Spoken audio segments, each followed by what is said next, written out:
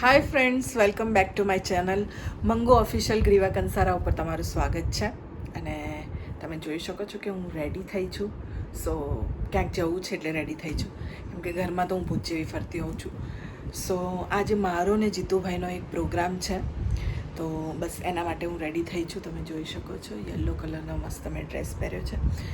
આજે કંઈ વધારે હેવી રેડી થવાનો મૂડ હતો નહીં એટલે ડ્રેસ જ પહેર્યો છે. બાકી તો હું ચણિયા ચોળીને સાડીને એવું પહેરતી હોઉં છું પ્રોગ્રામમાં, પણ આજે થોડું ડ્રેસ પહેરીને થોડું સિમ્પલ લુક રાખ્યું છે. પ્રોગ્રામ ક્યાં છે? આણંદની આસપાસ ક્યાંક પ્રોગ્રામ છે. સો અમે લોકો ત્યાં જઈ રહ્યા છે. ત્યાં જઈને બતાવું તમને કે ઇવેન્ટ કેવો છે અને કેવી મજા આવી રહી છે. સો ચલો તો પછી હું નીકળું છું. જીતુભાઈ આવતા જ હશે, તો એમની સાથે મારે નીકળવાનું છે. તો પછી હું રેડી છું અને હવે નીકળવાની તૈયારી કરીએ. ચલો.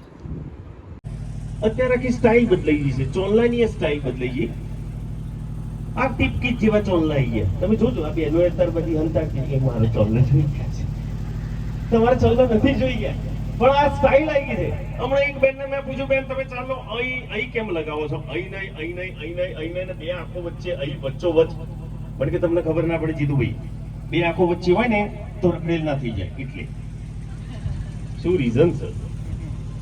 મેં તો એક બેન તો આમ વાંકો ચૂકો ચાલનો કર્યો, પેલા હાપોલિયા જેવો. મેં કહ્યું બેન આવો કેવો ચાલનો કર્યો? પહેલી વાર જોયો, તમને ખબર ના પડે. મારો ઘરવાળો થોડો વાંકો ચૂકો છે. લ્યો, ઘરવાળો વાંકો ચૂકો એટલે ચોલનો વાંકો ચૂકો. અમુક બેનન તો ટેવ હોય પાછી, રસોડામાં આમ ગરમી થતી હોય, ભાખરી વળતા હોય, એકદમ આમ ગરમી થઈ હોય ને, બહુ ગરમી છે તો પતિ દેવ આવી જાય. એ સીધા એ ગેસની ચગડી પર લેતો જાતું ગરમ થાય. કપડા ધોતે ધોતા આમ થયું, હાથમાં આવી તો નળ નીચે ભરે. આવડી ઠંડીમાં બિચારો શરદી તત્ર. બેનોની ટેવ છે.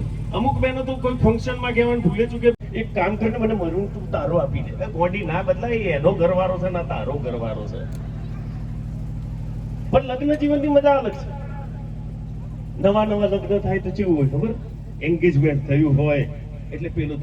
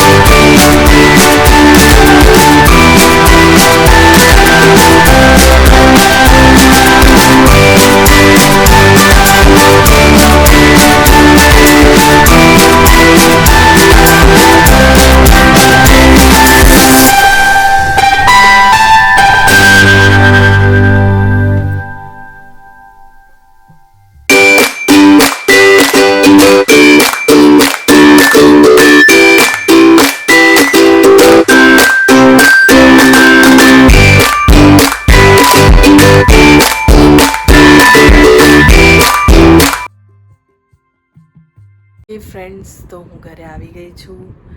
11:30 વાગી ગયા છે. 6 વાગ્યાના આઈ થિંક અમે નીકળ્યા હતા. પ્રોગ્રામમાં થોડું જલ્દી જ પહોંચી ગયા હતા અમે લોકો, અને બહુ મજા આવી. જીતુભાઈએ બહુ સરસ સરસ સોંગ ગાયા. હું બતાવી નહીં શકું કેમ કે આમાં કોપીરાઇટ્સ લાગે, એટલે નહીં બતાવી શકું, બટ બહુ મજા આવી.